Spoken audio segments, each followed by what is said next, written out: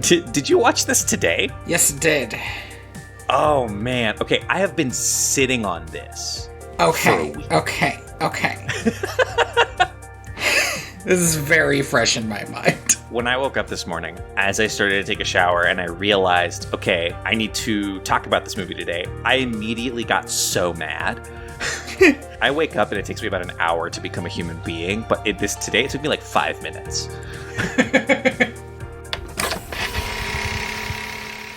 Welcome to Direct-to-Video VHS. VHS? I am your host, Tony Robusto. I am your host, Andy Reyes. Okay, see, this is the problem. That's the problem, is then I forget to say the other thing. This is a podcast where we repair movies like fine wine. Mm-hmm. I see. You know, the thing about this series of movies that we have been on for a while, there is a thing about them that is almost kind of interesting in that they seem to come prepared, because the last two was a movie and then a direct sequel of that movie, and this movie, spoiler, ends with the words "to be continued." I cannot believe that this movie had the fucking gall to tell me cold balls. Because here's the thing is, I fucking brass balls. hated the ending of this movie. You would think that I would be glad that there's more to resolve all of this stuff, but no, it just made me mad because now I'm like, oh, you lazy pieces of shit. They could have just not had this many plot threads going if they were going to have to do it to be continued. They could have split this into two entirely separate movies, because here's the thing is that one half of this movie does not fucking touch the other half of this movie. That's the wildest thing about this movie. And you know what? They should have, because that's the only way the ending makes sense to me. And also, there is a third part of this movie that could just be cut out entirely, and the movie would be a lot more watchable. Although I'll say that this was maybe the only Swan Princess movie with, and this is going to be a bold statement, of the only 3D animated Swan Princess movie with, I think I'm going to say it, good music? There was some bad music, but a couple of these songs were kind of bangers. And what was really distracting was that the movie was so ugly. It was one of those things where I was like, oh, I was expecting this to be a lot worse. But in some ways it maybe would have been easier if it was worse. Because I remember the Russian ice skater girl, and I really liked her song, and then I would look at the screen and her mouth would be wrong, like a Cthulhu. Cannot. They zoom into her mouth at some point. Terrible. I almost threw my laptop. It was so disgusting. I was like, no. Oh, yeah, no, that was terrible. But if the song had been bad, I barely would have noticed that, probably, because I would have been like, oh my god, this song. This is the definition of cashing checks or writing checks that you can't cash. So we watched The Swan Princess, a registered trademark, Kingdom of Music. I thought Kingdom of Music meant they were going to go to a place that they called the Kingdom of Music that was just China. I was wrong, which is, I guess, good? I still don't know how I feel about it. I feel like, again, the cover art of this movie, writing a lot of checks that it wasn't ready to cash. I'll also say that the opening of this movie, they have some, I don't even know what instrument this is, but it's like a Chinese wind instrument that they were playing over the whole opening. And I was like, this felt less racist when they did it in Mulan. Technically, they're doing the same thing in Mulan, but it sure feels more racist here. So I was pretty happy when they left China, actually. I think my first note was starting strong with some vaguely Chinese music. Yeah. And I guess the difference is somebody who knew what they were doing composed that other music. That's what I think it is I think the composition is what's wrong. And so it just feels lazy. And lazy, when you're doing, like, a stereotype about a race, immediately feels racist. Anyway. It's just so much. God, this movie. Okay. I'm so mad at you and Richard Rich and the guy who plays Derek. Yuri Lowenthal. All of you. We have a new production company in this movie. Do we? I got so distracted. Yes, we do.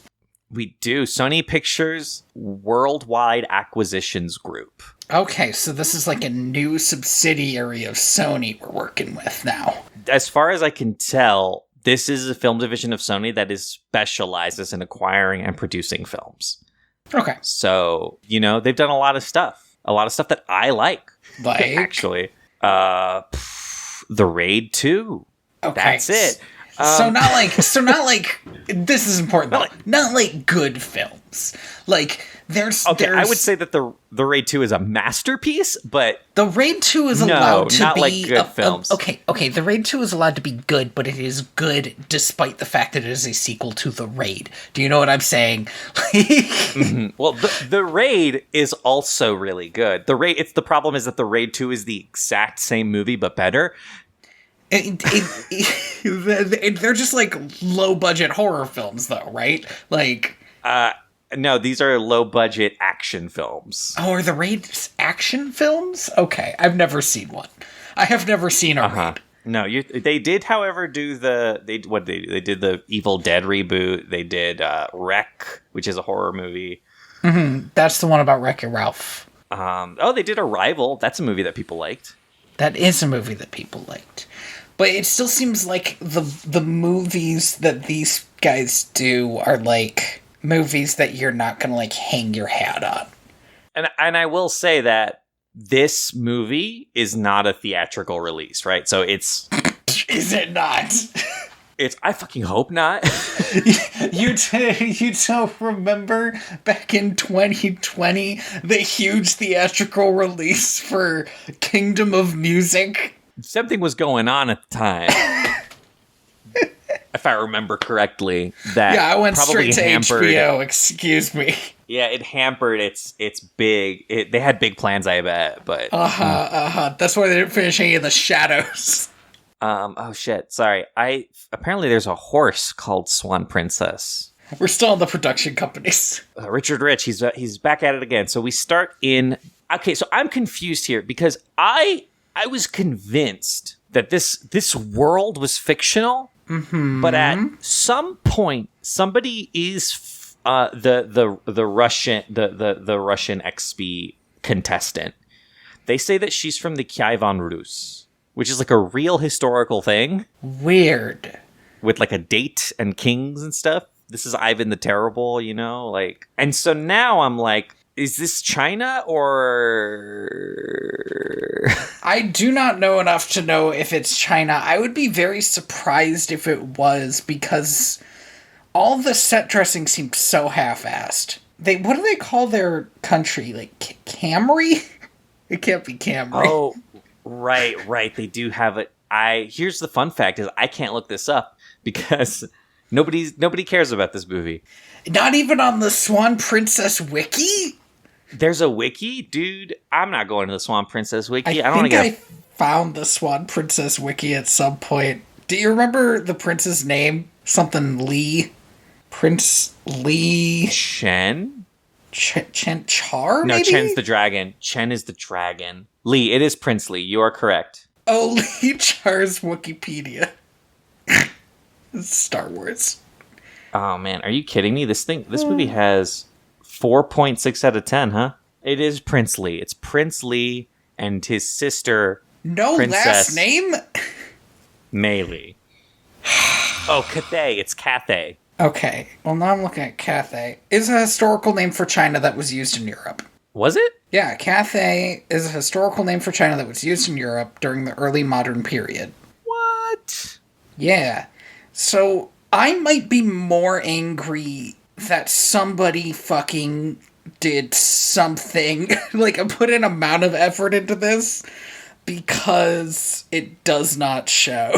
The problem is that the animation in this movie is worse. Much worse than the last movie, and I think it might be that they introduce a lot of new characters and did not spend a lot of time making them look okay. It's definitely not just that, right? Because like there is a certain amount of cut corners in this movie that I haven't seen in the other movies. Like I think the most egregious thing I saw the last movie we watched was there is a split second where a character's model starts T-posing a little bit. That's great. Somebody I remember in this movie was carrying a chair. You know, it was just like a background extra. Was carrying a chair, and the chair was clearly floating away, and their character model was like walking behind it. It was excellent.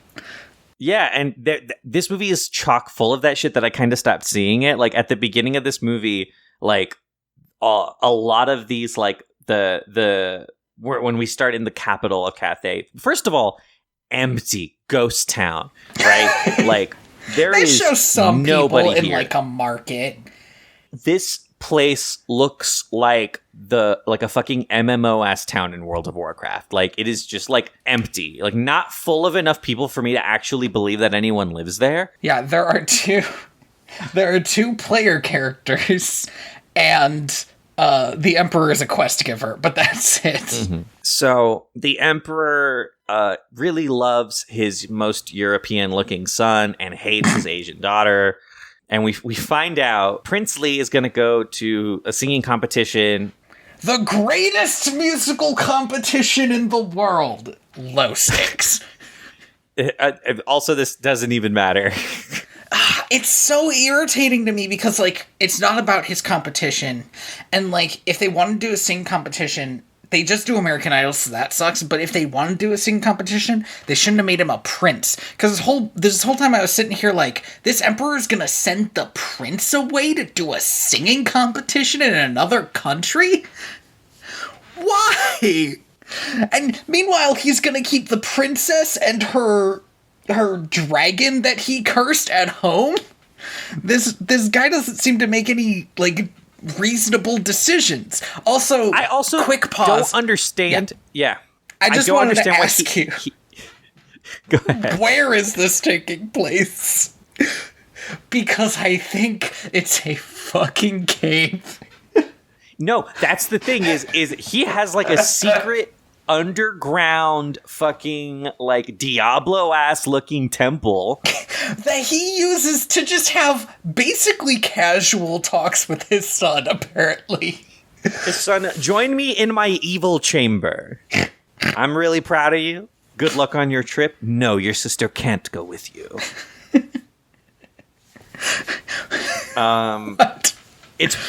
It's wild. If my dad had one of these, it would very quickly in my youth, I would put it in my head as, all right, dad might be evil. We'll address that at some point. Like, I mean, their dad has not secretly transformed the person that his daughter loves into a dragon. Everybody knows this was him. I don't even think he has kept it from them. No, they know he did it. Mei Lee, I believe, tells Odette and Derek later in the movie that her dad cursed him with the help of some other woman. Yeah, this lady who looks like she looks like the blind girl from KOTOR 2. Oh yeah, she does. she looks like a Sith witch. It's amazing because they clearly finished designing her for the next movie because she has like a face and glasses. Oh, lame. So I don't think that terrible. Yeah, I know. Oh my god, I hated that character in KOTOR 2. What? She was great. Was she in KOTOR 2 or was she in KOTOR 1? I think if it's the one I'm thinking of, she was in KOTOR 2. Yeah. She had to go kill her master / tormentor / space dad. Oh, okay. I am thinking of a different person. Never mind. While Princess Lee is going on to this trip, Mei Lee blows up, and then her lover sets fire to the docks because they fail to sneak onto the boat. Her plan to sneak onto the docks was to shoot off a single firework in the daytime. And I was really annoyed by this until it completely didn't work. And I was like, okay, I buy this. Sure. All right. And then her lover, who is a dragon and for some reason looks hideous as a dragon. And as a dude, he looks like a dude, but as a dragon, he looks just awful. This is possibly the most terrifying thing I've ever seen. It looks like they took a man's face, just like stretched it over the dragon face. Yeah, stretched it over a horse. It's distressing. And he also breathes fire in a way that you could have done better with, like, After Effects. Like, I don't know how they fucked up his fire that bad. It looks pretty bad. Anyway, she gets on the ship, the dragon's following them. Then we get the opening. 10 minutes in. Same opening, great. They start playing Far Longer Than Forever. They do the Swan Princess reveal. Here's the thing. I hate Lee's reason for going to whatever country they live in. Because yeah, I don't remember. I don't want to watch American Idol done by the Swan Princess characters. I just don't. They do that type of bullshit so often, and I'm sick of it. They did Chops, they did Judge Judy, now they're doing American Idol. They think of these while watching daytime TV. It's bananas because, like, I cannot believe that in the year of our Lord 2020, which is 2 years ago, a decade after American Idol's heyday, right? Like, nobody gives a shit about American Idol. Like, this movie's for babies, right? It's for kids who are too young to understand that the animation's terrible. So just do a baby story. It's even more egregious that we also get just so much time dedicated to their dumb fucking, like, Simon joke, who's not even on the show anymore. Like, I don't know. It's like, even if a kid is old enough to know what American Idol is, like maybe their parents still watch it, right? Like, none of these references are gonna land. None of those people are on that show anymore. Yeah, this is nothing. So then we get the first moment where I was like, uh-oh, something's wrong, because I kind of enjoyed that joke. And this movie, it's been a while since we've watched a Swan Princess movie, but this is what the Swan Princess movies do. They throw so many jokes at the wall that you're like, that one was okay. Yeah, occasionally one is good, and then you get, like, mad at yourself. Like, no, my weakness, my guard was down. I'm not going to do it again. I promise. Here's the joke. Rogers is giving everybody a tour. Is giving all the finalists for their music contest Tour of the Kingdom. So these are all foreigners because this is an international music contest, I guess. Only international, though, because nobody from this kingdom is competing. Apparently not. Well, then just Odette would win or Roberta would win because she'd make everybody vote for her, so it wouldn't be good. This joke that kind of works, he is talking about why they have a statue of Scully on their lawn, and you know what? It is insane to have a statue of Scully on their lawn. But he's for all intents and purposes still around. Like, but he was talking about this statue of Scully and all that Scully did, and so somebody's like, "Wait, so this squirrel could just walk around and talk?" And Rogers is like, "Oh yeah, all the animals can walk around and talk." And then everybody else is like, "Okay." We just move on. I thought that was pretty okay. I am glad that finally, 11 movies in, somebody said something. Stone cold confirmation. Yes, these animals are just speaking English. Because they couldn't deny it anymore, is the thing. My favorite thing about this scene is that when the squirrels are putting up the sign for the competition, they use the registered trademark Swan Princess logo for the sign. Do they? Yeah, with the registered trademark on it and everything. It's amazing. Awful. I thought that was really funny. They probably already had it in Photoshop. I also do like when he makes them accidentally drop the big sign so it shatters and he can show everybody the cool acoustics for when it shatters. That was kind of funny. Mm-hmm. I don't like these characters, so I'm starting to enjoy it when they're dicks to each other. No, yeah, I hate know? I hate the only people I don't hate are Odette and Derek, and that's because they're just like two pieces of spam kind of being dragged around the film. For parts of this movie, they were in their perfect niche, which is just referencing the first movie and the fact that they were dumb throughout the entirety of it. That is, as far as I can remember, the only time anything in a Swan Princess sequel has worked that wasn't number 9. So then we get to see Elise. She is basically an adult now. I think, maybe. I guess she's having her coming of age party. So she's I either guess 16 either or 16 18. or 18. Yeah. I was like, she can't be 13 because she probably was 13 in the older films. So she's probably 16 or 18. And then Lucas, who looks like a different person. Like, I feel like they aged up Lucas way differently than they did Elise. Also, he looks like garbage. Like, his character design is ass. They're clearly trying to go for, like, the guy from Tangled. Oh, like a Flynn Rider?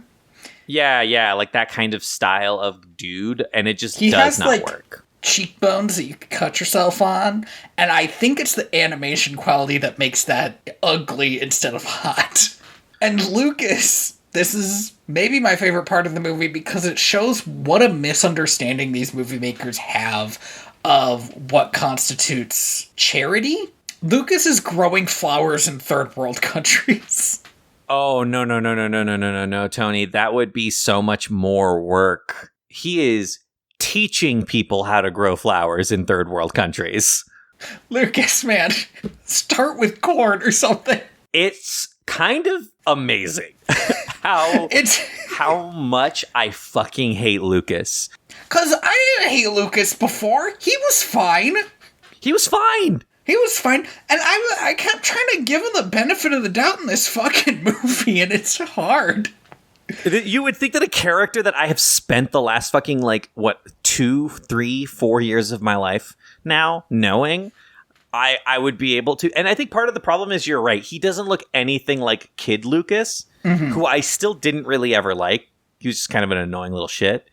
He's kind of an annoying little shit, but you, root for him because all the adults around him are crazy.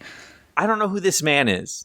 And to be fair, Elise also doesn't look like Elise, so it doesn't help. I feel like maybe because she's on the cover, I was ready for Elise's redesign.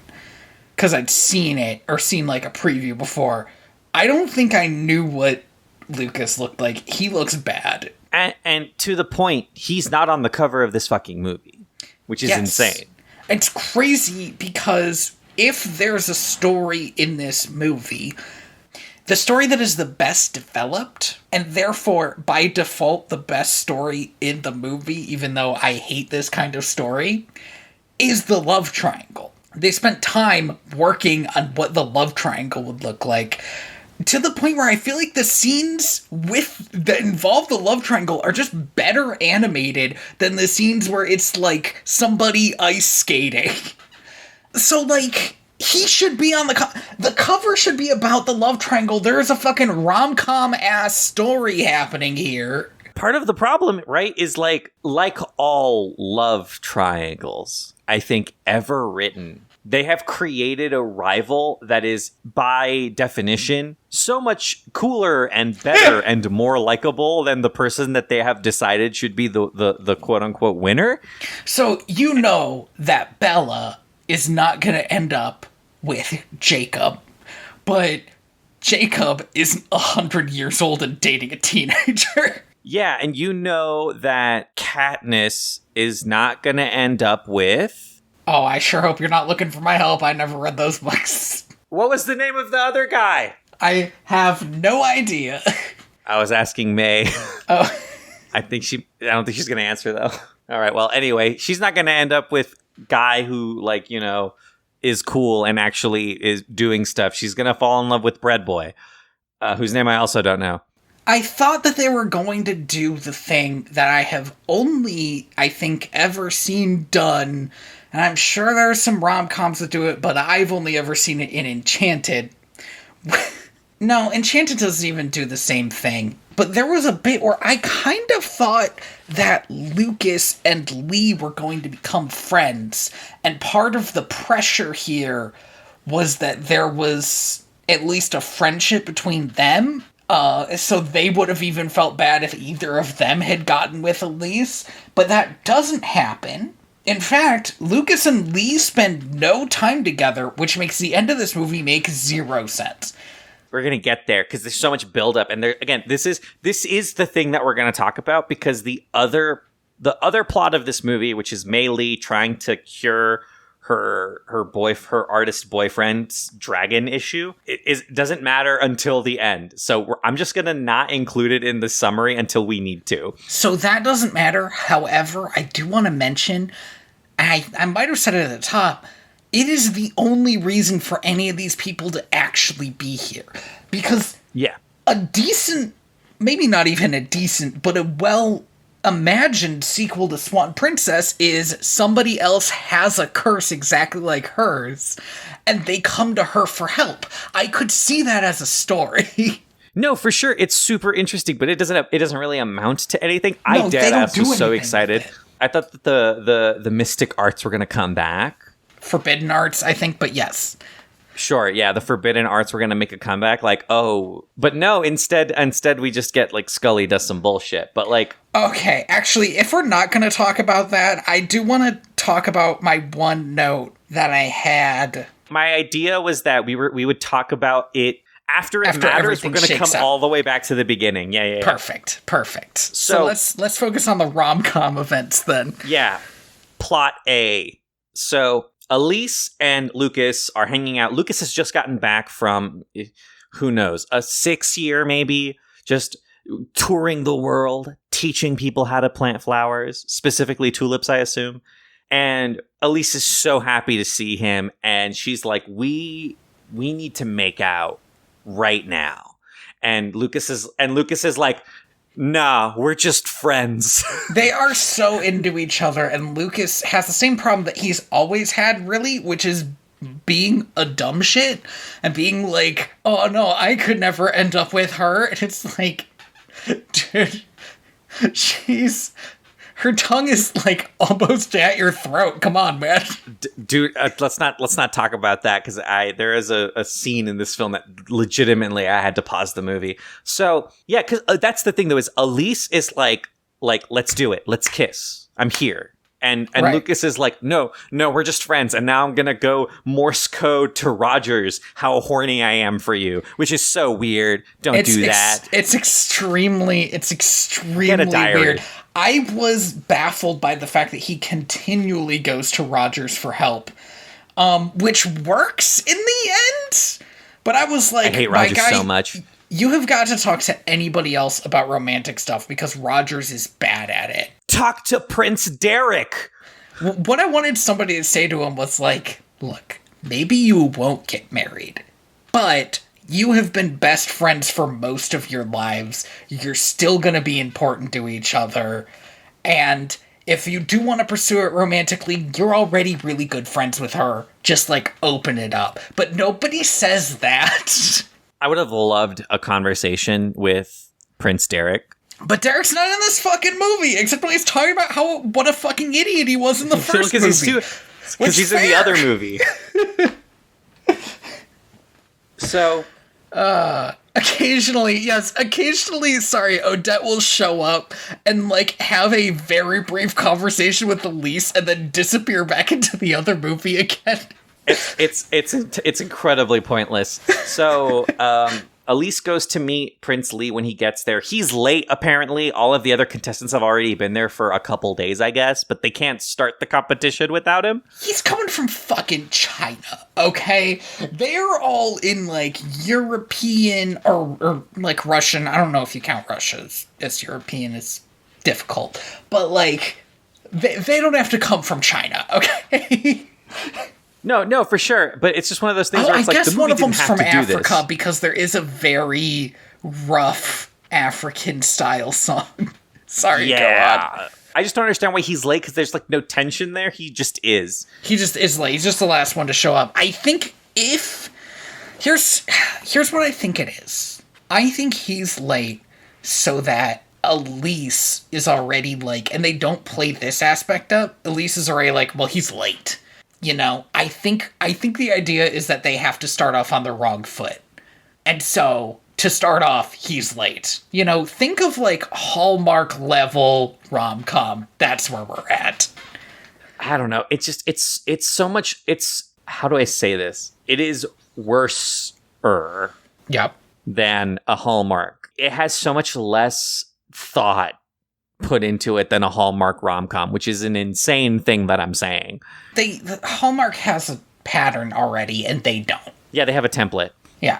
Because Princely shows up, and instead of Elise being like, oh, this guy's late, I don't give a shit about him, she's like, here, have this, what are those little things called? Cattails. Gives him a cattail, and then it like explodes in his face, and she laughs, and this is supposed to be the tension of the movie, as the movie believes it, which is that Princely is too tightly wound up. He made an oath to his father that he wasn't going to get up to shenanigans. He was just going to do this competition and win like a winner. He's not going to get to shenanigans. He's just going to do this music competition. And I'm not saying that there isn't stress in a music competition, but like, this is very low stakes for a prince.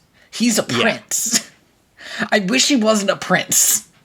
We also don't get confirmation that everyone else in this competition, I think, is royalty. They're all just people from other kingdoms. Yes, so they don't appear to be royalty.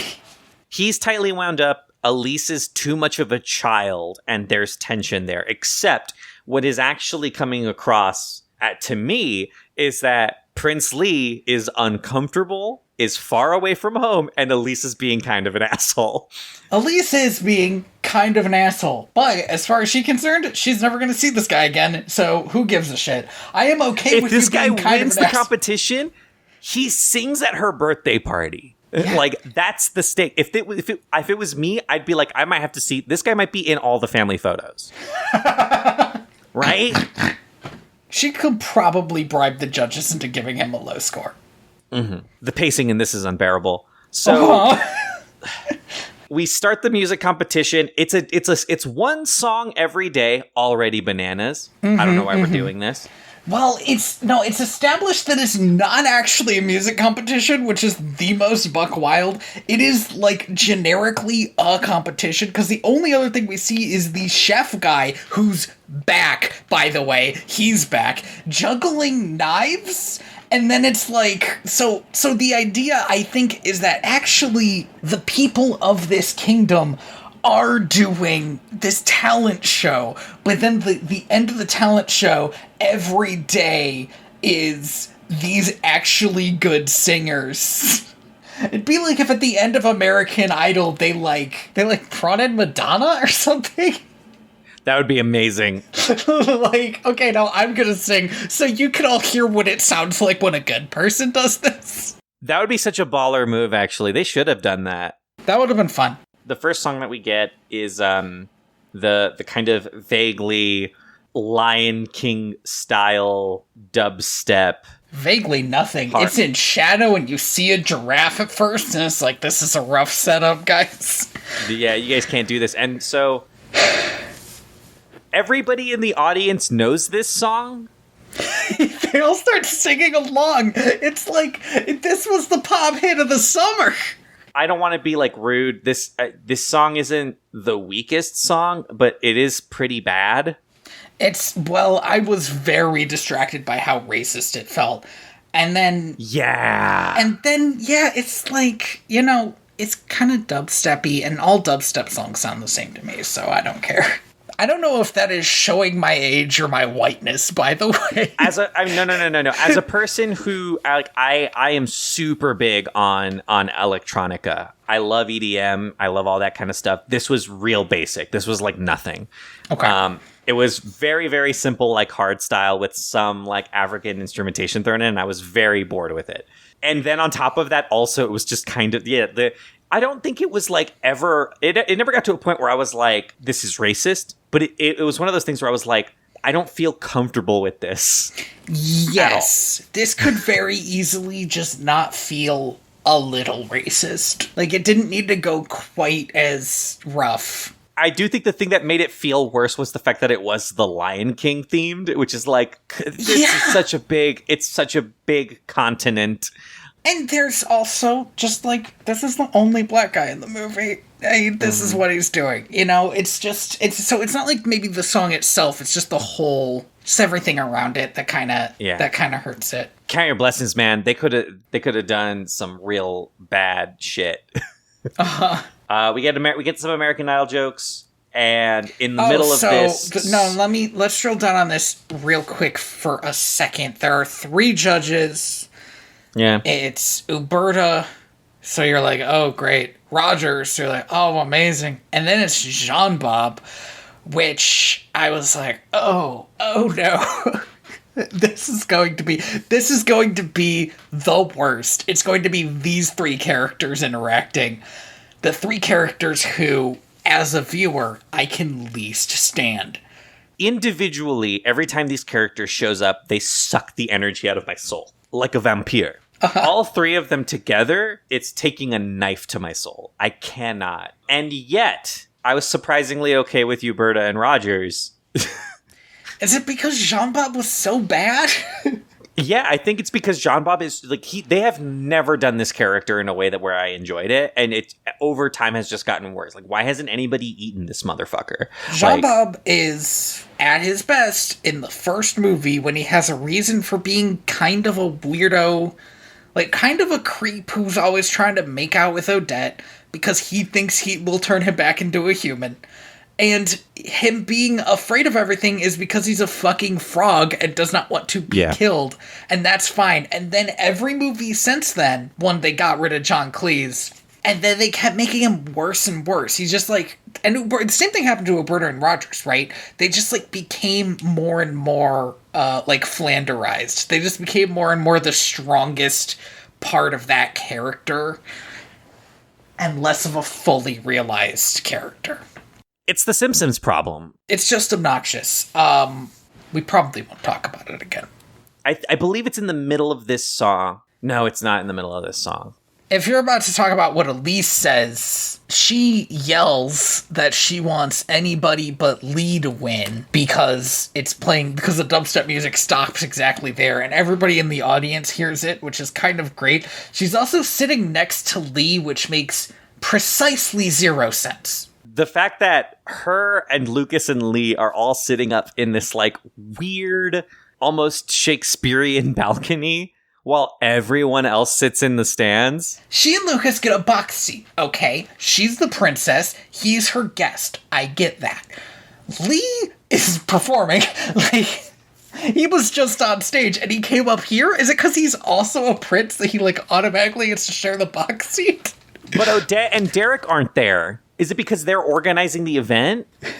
I assume that after they were on stage, they immediately ran back off stage to go hang out with Lee's sister and talk about her dragon problem. That's true.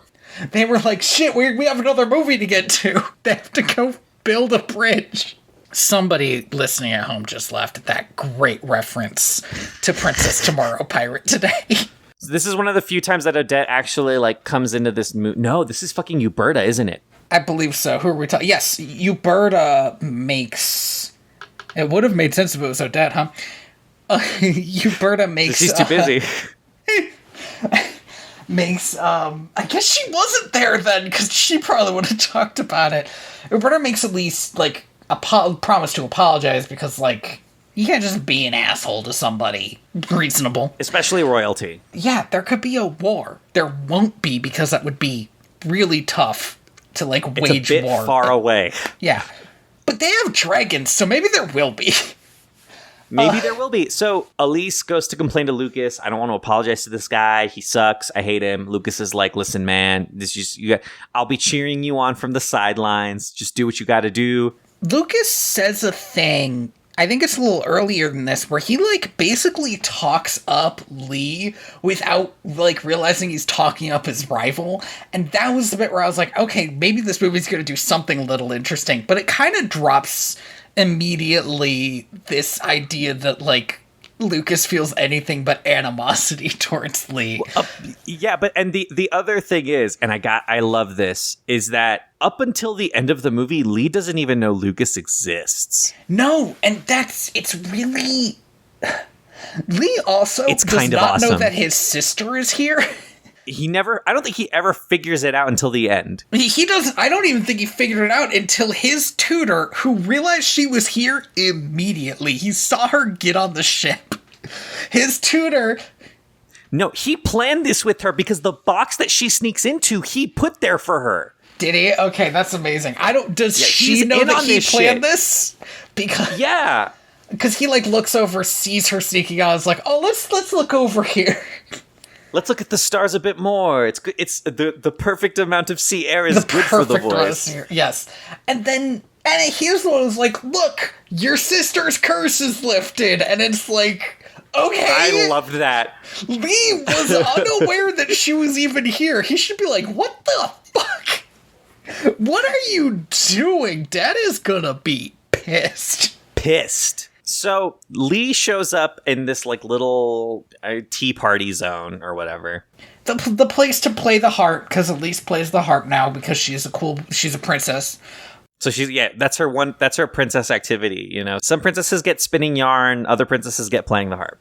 Either way, you prick your finger, that's it. So they start talking and they're not getting along very well. It's not working out. Elise thinks about dropping like the conversation entirely when Lee goes, oh shit, is that a harp? And she's like, yeah. And he's like, oh, I love the harp. I play the harp all the time. Can I play it? And she goes, yeah, of course. It's my harp. So, you know, yeah, go for it. Even if it wasn't, I could give you permission to play it. So it's cool. And he starts playing it. And this is one of those things that is true. And I am genuinely surprised that the movie used it so effectively. Somebody made an effort in this movie, okay? I don't know who. It had to be Brian Nissen, the only person who cares, toiling away in the fucking Swan Princess mines. He did his research. Lee sits down, starts playing the harp, and immediately goes, oh, your scale is backwards to how we normally set this up at home. Mm-hmm. And so he flips the harp around, which is shaped like a swan, by the way. It's cute. Yeah, very thematic. If Odette did not walk around being called the Swan Princess, I would think that the harp was pretty neat. But she does every day. People just call her that. Okay, go on. Well, it has to be annoying, right? It's like eating a banana and being the guy who eats a banana whole for your whole life. Like, she's only ever been a swan twice. 3 times. No, 4. It was kind of a lot of times. It's been so long, though. I genuinely was like, is this the movie, finally, where it becomes relevant again? But no. It's not. She's also not the princess anymore. I mean, she is. But, like, Princess Elise has never turned into a swan. That's true. As far as I know. No, when we thought that was going to happen for a while. We thought that was the point of the Swan Princess sequels, but nope. Lee starts playing this song on the harp, and Elise is like, oh my god, I love playing the harp. She starts playing the harp at the same time because she can play it the other way around. Hot. So they can play together, yeah. And they have intense music sex. Like, they're staring into each other's eyes. The soundtrack is going crazy. And the entire time, in the background, hiding in the bushes, is Lucas going, oh, fuck. Oh, no. Oh, no. Oh, no. Oh, God. And, yeah, it is kind of a great setup because the only way they could both play this harp is to be facing each other. And so there's nowhere else to look but straight into each other's eyes. And just like that, love is bloomed. And Elise apologizes, and he says, hey, it's no problem. And he goes back to his room, and she's like, nice. And Lucas is like, holy shit. Oh my god. Lucas pretty immediately is like, what was that? I thought you hated this guy. Yeah, and she's like, no, he's cool. He's cool. Lucas, we talked about him going to Rogers for advice. Rogers tells him to, like, dance with her. Okay. They meet up again, and Lucas is, like, shooting rocks to, like, prank them so they can't kiss. And the only reason I bring this up is because there is a mildly interesting conversation that, again, occasionally this movie will do something and I'll be like, boy, I wish that went somewhere. Where, like, she confronts Lucas about this. He's like, why do you even like him? I thought we had a thing. And she said something like, I don't know. I can't control that it happened. And like, that sucks. And I kind of wish that like feeling was brought into it a little more, because there is some like, there's an interesting truth there. And I don't know if it's a truth about like real relationships, but it's definitely true about movie relationships, right? Where like this idea of like the love at first sight thing. Mm-hmm. What if that happens to you? And this is like an ancient Roman idea, like that's where Cupid comes from, right? Yeah. What if that happens to you while you're trying to date somebody else? That sucks! That would be miserable for everybody. The Romans thought that love was a curse. They saw it as an illness, like a malady. Because this is a bad situation. There was literally I forget his name, like a Roman general, Pompey, who married, I believe, Caesar's niece and Julius Caesar. And he was in love with her, and people made fun of him. They were like, "Oh, look at this guy! This guy fucking loves his wife." And it's like, this guy doesn't have any mistresses. What a weirdo! What a weirdo! What a creep! This loser's sick. There's something wrong with him. He's a general. He should be out there getting it wet every day, and instead he's like, "Can't wait to go home to my wife." But like, that's the thing, though, is like this is such a much more interesting conversation, because like, I don't know if like love at first sight or whatever, but like the idea that like this is a person who you've been friends with since you were kids. Everybody assumed that this was going to be the thing that happened. They even assumed it, right? Yeah. And then, moving on, because assuming doesn't make it real, right? Like doing nothing about it doesn't make it real. That would be more interesting. I'm just thinking about how many like TV shows end up with like the couple that everybody just like believed would be together getting together at the end type of thing. And it's like, it's more interesting if that doesn't happen. Because I mean, I've watched a lot of anime. Spoiler alert. Have you? And like, I don't know, the childhood friend thing just kind of, it's boring. It sucks. It's why nobody ends up with the childhood friend for that reason. Because the thing that you want to see as an audience is the work. And I don't know, it's like, I was so excited for this movie to be like, oh shit, so she's just going to end up with this guy. And also, it doesn't help that, for the most part, Lucas is severely uninterested until this happens. Yeah, it feels... That's the issue with it. Which makes him an asshole. He talks to Rogers about marrying Elise. He doesn't talk to Elise about it.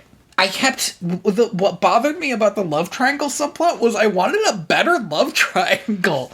Like, if there had been some actual, like, interest shown from Lucas and Elise, like, let's say they'd gone on a date before this, okay? Anything. Give me something.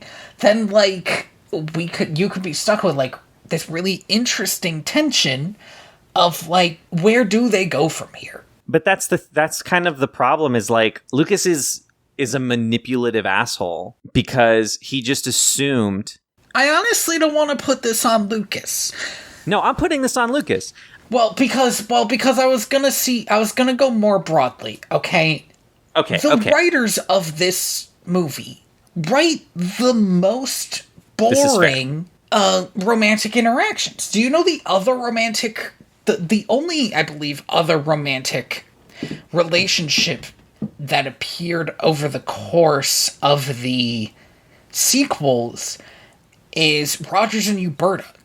And the only thing that drove that was the fact that they just had a lot of scenes together and argued a lot. And it's like, there must be passion there. Like, okay, I guess... Like, Lucas has had the problem from the introduction of Lucas that he doesn't think he's good enough to marry Elise. That's always been the, like, subtext there.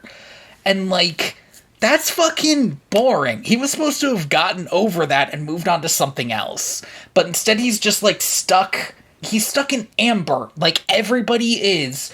Like, fucking Derek and Odette are just reliving the one thing they had together. Like Jean-Bob is just being a weird frog asshole forever, Like, poor Scully, unallowed to die. He's stuck. This is a much more interesting way to talk about this. It is so frustrating to see new characters injected into this stagnant heart and think to yourself, maybe this is going to get it beating again, and then watch it recalcify before your very eyes. Because nothing changes. And the animation is worse. Like, I just don't understand. Last, we talked about, I re-listened to this episode, we talked about in the last Swan Princess episode how they must have upgraded their computers or something, because the animation got better. And I don't know if they just, like, lost $200,000 that they were supposed to be putting into this movie. Yeah, they lost it. Lost it directly into their fucking bank accounts. They quote-unquote lost it.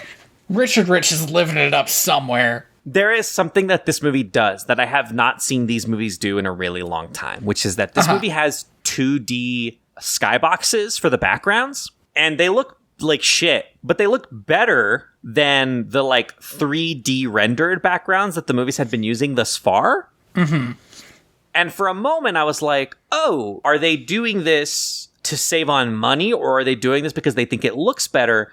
And I think when they go to the tulip fields around this point in the movie where we are, I was like, oh, they're doing this to save money. They're doing this because they cannot afford to render like a horizon line and like ambient scatter. So they just painted a background and just stuck it on there. Because the lighting in this movie is so flat. I have no problem with that, but, like, does nobody at this office, like, have a paid-for copy of fucking Unity? Like, what are we doing, really? No, but that's the thing is like all of the problems that this movie has are just nothing has physics except for the dresses in this movie, and the dresses are constantly clipping through shit. And, like, all of the characters move around so stilted. It's like you said earlier, it's like they're floating around. It's unpolished is what it is. This movie feels like an animatic. Like, oh, they forgot to make the movie. Yes, I have literally seen animatics that look better than this movie. Because, like, a little bit of effort was put into, like, some shading or making sure that the steps moved in time with how they were moving.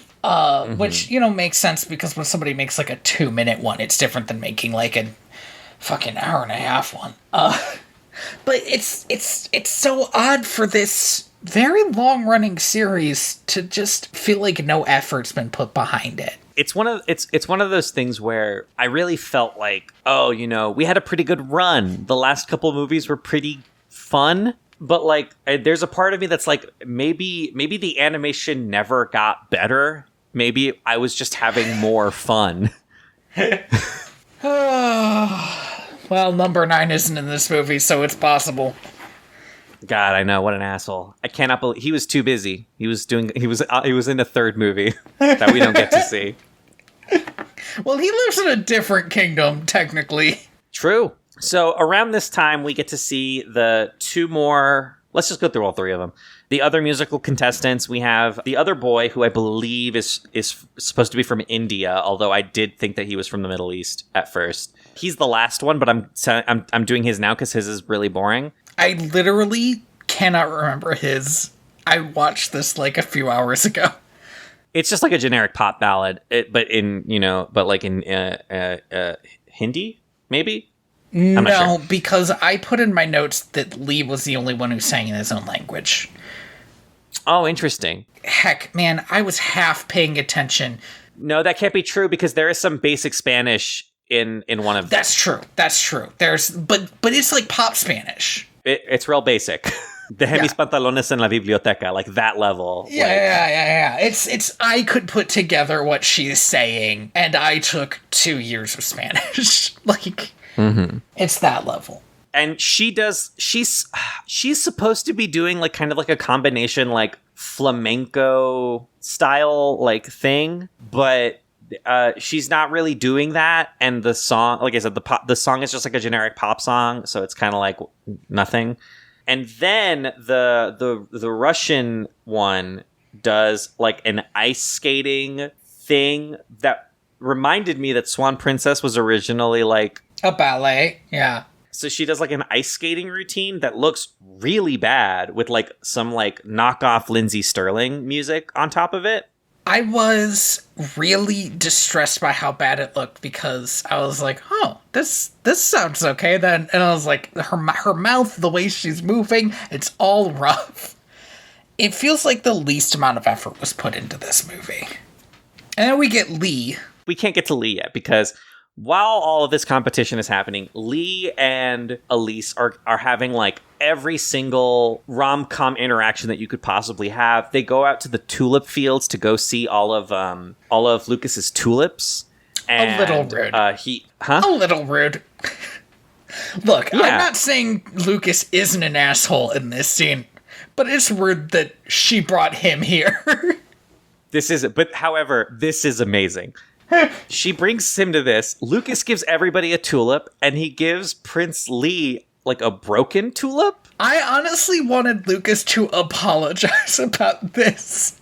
I wanted it to be a mistake because this was so obvious and stupid that I was like, Lucas, dial it back. But then Lee's reaction's kind of... This is fake. This is bullshit. He's making it up. He's making it up. He fucking wins everybody else over. Like, I hated everybody in this movie. Both of these two suck. He says, oh, thank you. Actually, a broken flower. In my country. Never, by the way, quick side note, never, ever. Go read that fucking page, and I think book 2 of A Series of Unfortunate Events. Never make a character from another country or culture say the words in my country or culture. I fucking hate that shit. Stop doing it. You don't need to say that. We can assume. He says, in my country, giving somebody a broken flower reminds them to be humble, to remember that there are people in the world who are broken and who need your help. Which, that is such a fucking diss he threw down. And he doesn't even, I think, know it. He's not supposed to have known that. He doesn't even know Lucas exists. It is fucking brutal. And then everyone else breaks their tulips. And it's like, but this flower grower who gave you those tulips probably cares about his tulips and does not want you to snap them. Yeah, snapping the necks of these flowers is good, actually. If this was like set up as a rivalry, right? Like as a we're friends and we're going to be rivals about this. God, that would be great. This would have been such a good... I really thought and maybe even hoped that there was going to be a moment, because later Uberta changes Elise's dance card so that she's dancing with Lee instead of Lucas. And I honestly wanted Lee to go over to Lucas and be like, I want to win this fair, and like make it so that they both had to dance with her. Because I was like, I really wanted there to be a real rivalry here, but there just isn't. You're right. Lee does not know Lucas exists until maybe the last 5 minutes of the film, when he immediately is like, well, I'm out.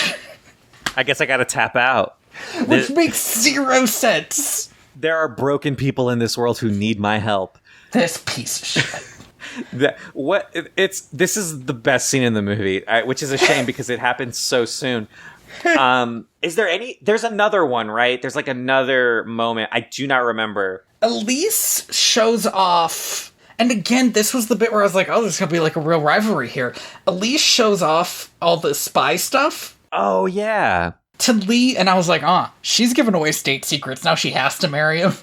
I was just, this is our war cabinet, our war crime room. Like, she takes him down into into where all the spy stuff is and starts talking about how like Lucas was so clever in figuring all this stuff out, and he was so good at it, and he was so brave. And it's like, okay, now we get to see some affection from her to Lucas, and we are defining terms to Lee. This never comes up.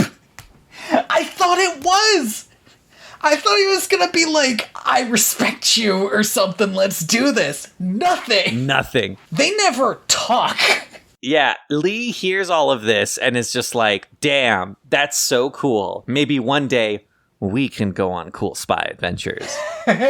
And Lucas and Elise get into a bit of a fight over this. Lucas goes to Rogers and is like, all right, I'm coming at you on my hands and knees here, buddy. You got to teach me how to dance. Here's the thing. I guess he was God, but how does Lucas not know how to dance? He was basically adopted by the prince and princess.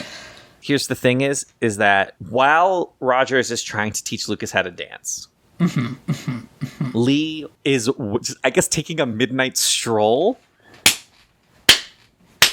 And what I love about this castle, this is actually my favorite kind of castle, okay? Uh-huh. It is a castle that is huge. There are so many rooms, so many places in this castle, so many places where people could meet and bump into each other, but it's actually about a hallway long, because everybody runs into, and everybody doing secret stuff or having conversations they don't want overheard all the time. It's amazing. It's the perfect Bridgerton house. Yeah, it's like the air dramatic castle for when you want a soap opera in a castle. Lee sees this and is like, damn, I was being Mr. Steelio Girl and I didn't even know. I've been breaking my vow of diligence. Right. God, I forgot that that's probably the main reason why he gives up on this. And here's the thing. Here's what I'm going to tell this to the writers of anybody writing I was going to say three-way romance. That's not right. Love triangle. If a person in a love triangle excuses themselves from the competition out of pity, you have failed as a writer to properly establish the other person's romantic eligibility. There are two ways for Lee to have reasonably walked out of this love triangle. Both of them would have been much more interesting than this. The first one would a little bit too much feel like the pity route, where he would be giving up her to Lucas because he thinks that they would do well together and doesn't want to get in their way. He would have to know anything about Lucas and Elise at this point, and he hasn't spent that much time with them. The other one is I'm going to call it the Hamilton route, which is he loves his sister, so he decides not to pursue his own love. I said Hamilton, but that is, of course, what Angelica does in Hamilton. Also not quite the same, but yeah, I see what you're going for. But it would be about the fact that he would want to break the curse so that his sister could be happy, because, spoiler, that's what's going to happen. But instead, he never even knows his sister is there. We're told that they care about each other. They get one scene together where they literally say bye. He does his singing competition, which is pretty good.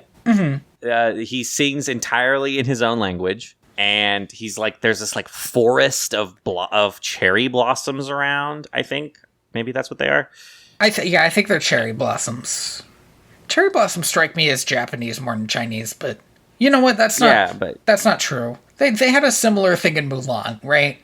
I forget if they were cherry blossoms, and now I feel weird about it. But they were sure pink. So they were pink trees. He's wearing white. The stage is this like effervescent white, and he's singing and he's like. He like sees one petal fall from a tree, and he hovers it in his hand and blows it at the stage, and everyone's like, oh my God, this is the most beautiful thing I've ever seen. And I'm like, man, they forgot to do reflections for the trees. Because they did, they sure did. Forgot is such a strong word. They maybe couldn't be bothered or wouldn't be paid to do reflections for the trees. They do try to cover it up because the ice all around is covered in like petals, but Prince Lee does have a reflection, and it's like, this doesn't make any sense. So he wins the competition. Elise is like so thirsty for him at this point. She's like, he's the perfect man. We mentioned this earlier, but winning the competition means that you get to sing at Elise's coming of age party, which is the worst prize. Yes. I mean, again, this might have been an okay prize for anybody that wasn't a prince. You know, I hate the idea of being paid in exposure, but that's a lot of exposure. Unless you're a prince, in which case it's not as much exposure as, you know. It's not, because who gives a shit? You're a prince. This is your hobby. You have to go back home and rule the country. What are you even doing here, man? It's Princess Elise's coming-of-age party. Lucas, in the middle of the night, somebody leaves a packet. It could be anybody. Anybody could have done this. It was Prince Lee. Leaves a package at his doorstep. And it's an outfit that with a card from Prince Lee that's just like, wear this tomorrow. It's the spy. It's like the spy outfit, but bigger. I don't know how they got this taken care of. Pretty sure that Rogers had said that. No, it had to be Lee. Because he knew about the... But Rogers made it. No, because the note wasn't signed. Are you sure? I could have sworn... I'm going to look this up. Okay. Give me a second. Are you going on the Swan Princess wiki now? No. I don't trust a wiki to do the hard-hitting journalism that I need. All right, you know what? Forget it. He gets his upgraded tux, he shows up to the party, and Rogers walks out to him and is like, I'm sorry, but you have been taken off the dance card. And Lucas is like, damn, it's over. I've lost her forever.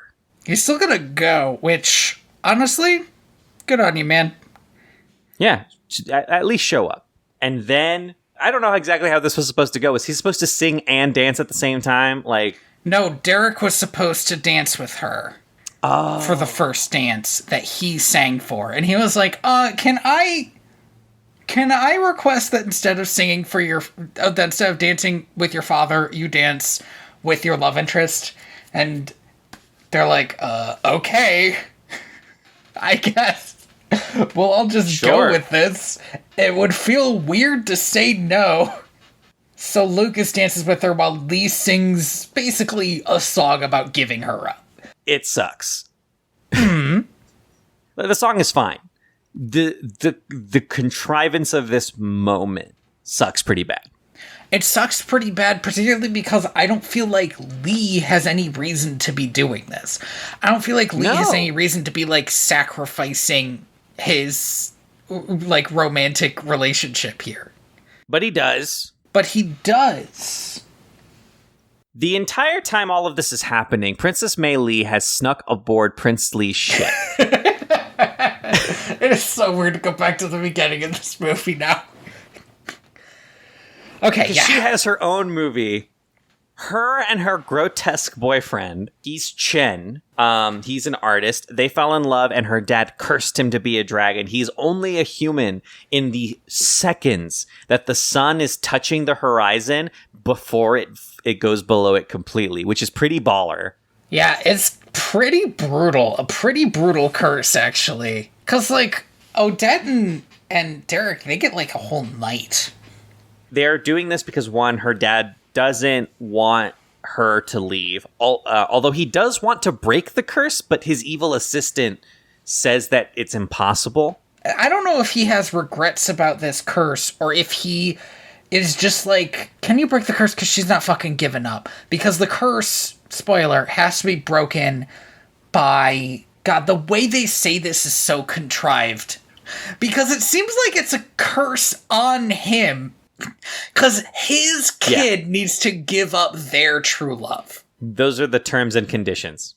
And which means to him, Mei Lee has to give up her true love, which means she could just go on being a princess. The reason she is sneaking off is because she wants to go meet the Swan Princess and ask her how she broke her curse.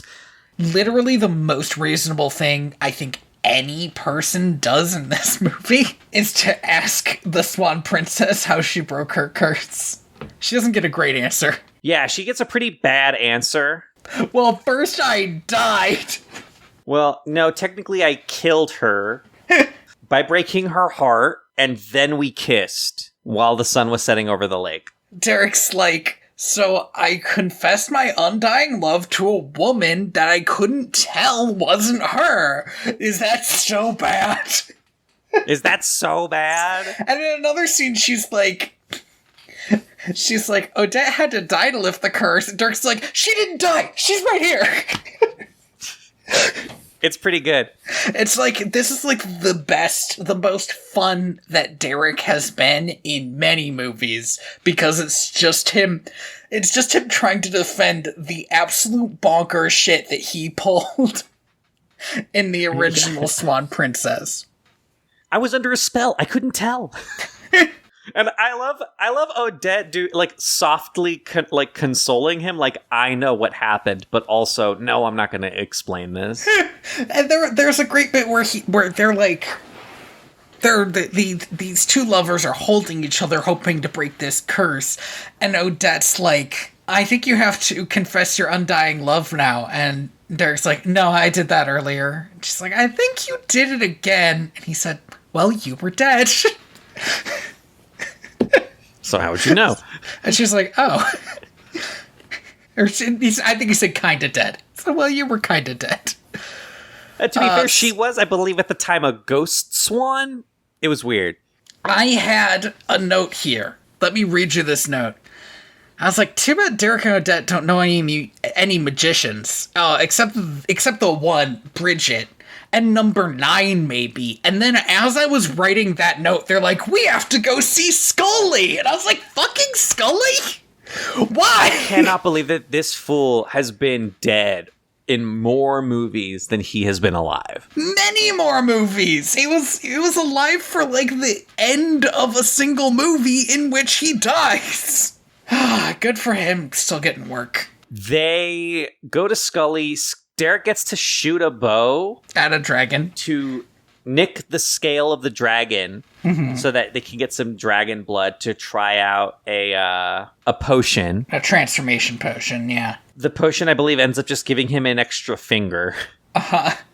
Which Scully's like, hey, good news. They'll help your grip. Thanks, Scully. Doesn't work. Scully ghost infiltrates the evil sorceress's secret evil chamber. I assume it's separate from the Emperor's evil chamber. It looks smaller. It's smaller, yeah, that's what I was thinking. It's like damn, now I can't think of a good... I was trying to think of an architecture term and I didn't. Sorry, go on. Yeah, it's a little side closet. Yeah, it's like a little Evil side chamber closet to the main one. chamber, probably. Where she has dark waters to spy on the princess. Yeah, she's spying on the princess through dark waters. Scully shows up and he's like, oh, I'm going to get a look at the spell directly at the source. And I'm just like, why wouldn't you do this first, right? Why play with the arcane threads tied around this man's soul before understanding what it is that they're even doing? He probably want to go all the way to fucking China.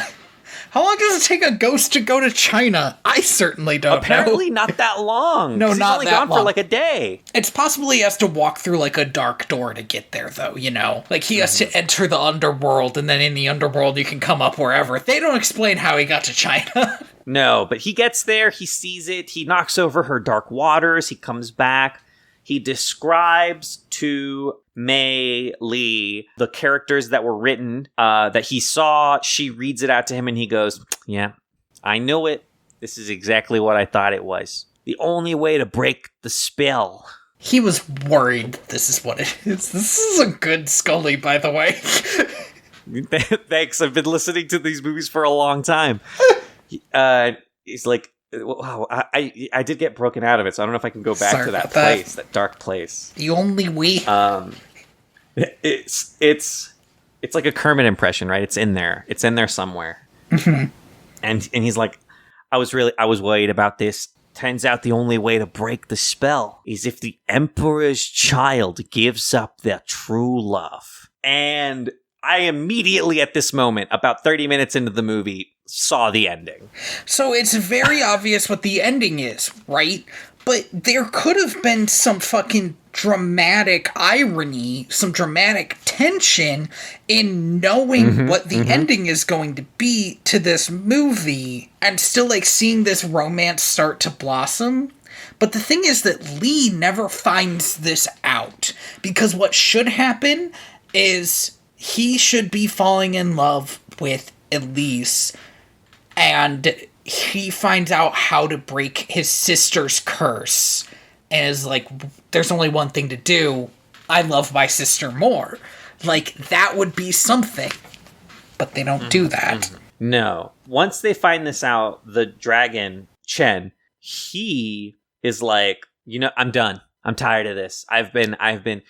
We've been trying to break this curse forever, and I can see that me being here is just hurting you. I'm going to run away and never come back. May doesn't like this idea, obviously, because she's given up a lot to be with this dragon man. She has fully refused to give up her love. She's like, I can't live without him, or something like that. When she recuses herself from her love, and it doesn't work, and Scully's like, listen, the mind can say no, but if the heart says yes, it doesn't work. Yeah, I mean, you can't just be like, okay, I promise not to love him anymore.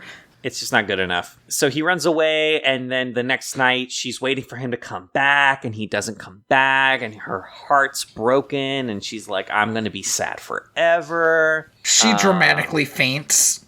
She does dramatically faint. Derek carries her back to their room, and they're like, hey, your brother's about to sing. Do you want to come watch? And she's like, no, I'm too sad. I might die from sadness. So while Prince Lee is singing, she shows up to watch, I believe, and Dragon Chen, his name's just Chen, but he's a dragon, so I feel weird just calling him by his name. He shows up to spy on her, or maybe also to listen to him sing? Unsure. So there was a bit where he was flying away from the castle, and then I think he glowed a little bit, and he immediately turned around and went back. I think he knew his curse was breaking. Oh, I see. I think that is supposed to be the subtext.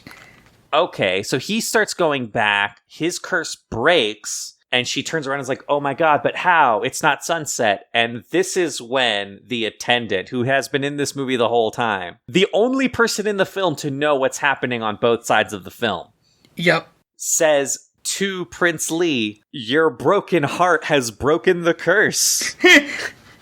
Congrats. Great. Thanks. Smash cut to be continued. That's not entirely true, but it's pretty much what happens. We get a little bit of a wrap up, but basically in like 2 minutes after this, Prince Lee is like, I guess this is over between us, and he walks off screen, and then we get to be continued. I hate Lucas so much.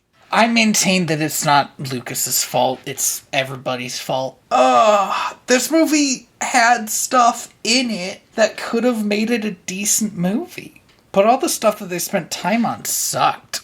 And that's kind of the ultimate thing, is that at every possible moment, they chose the less interesting movie to make. Mm-hmm. Which is kind of impressive. Almost, I guess. I don't care. The movie, it fucking wore me down, man. At every level, it was just so miserable to watch. And it didn't even have, like, Number 9 walking around making jokes. It's just really soul-crushing. Yeah. It feels bad to talk about it, too. And now there's going to be one more. And then we're free. What's the next one? A royal wedding. Okay, so I guess Elise and Lucas get married. I sure don't think Lucas is still on the cover, but I might be wrong. I'm not looking it up. I'm not excited at all to know what this next one's gonna be. Fuck you. IMDb, no. What did it do? Is there another one? Upcoming from Richard Rich, Swan Princess, A Fairy Tale is Born, post-production. Post-production? They made it?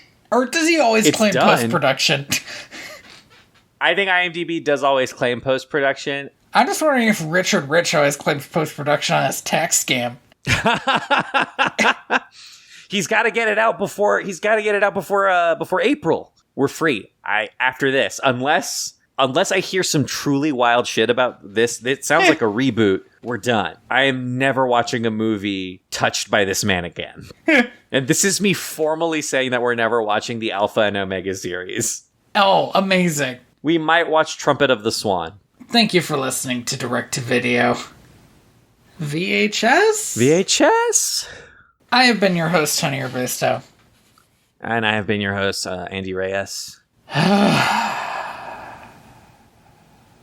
Join us for the dramatic finale of this thrilling duology. You can find me on Twitter at TheaterBats or at my website, inspiredbytrueevents.org. Yeah, and you can find me. You can find me at my other podcast, Time Honored Pictures. We are going to be watching another kind of 5-star runtime movie, so it's going to be a while before we get into it. So look forward to that. I no longer have a Twitter. It's gone. I still haven't really figured out where I'm going to be. But Twitter that's the future. app is approaching unusability. Rapidly approaching. Like, even my very casual use of Twitter is now difficult. And it's like, this is unsustainable. So I might end up off Twitter too eventually. Yeah, I was on a warpath, just blocking every single advertised tweet that was shown to me. And then at some point, like 3 weeks ago, May pointed out, hey, like every 2 tweets is like an ad now. And kind of convinced me, you know what, there's no point. It's not fungible as an app. So it's been weird, but you know, I'm gonna figure something out. I've been on I've been on like one other social media site, just kind of like trying it out, but I might hop onto something a little more broad just to have more to do, but we'll see. If in the meantime you want to contact us directly, I've stopped plugging this, but we should. Email mail@directto.video. Oh yes, ask us a question. Suggest movies. A third thing. Do a third thing. Yeah, go ahead and go onto your the Apple Podcast app and rate us 5 stars. Let people know that we are the only people in the world who have seen every Swan Princess movie. That's not true yet. That's not true yet. Go ahead and plant the flag for us before it becomes untrue. Thank you to Lee Rosevere for Planet E off the album Trappist 1. I am the ghost of John Smith. Lily stand for life. That's their ship name now. Okay.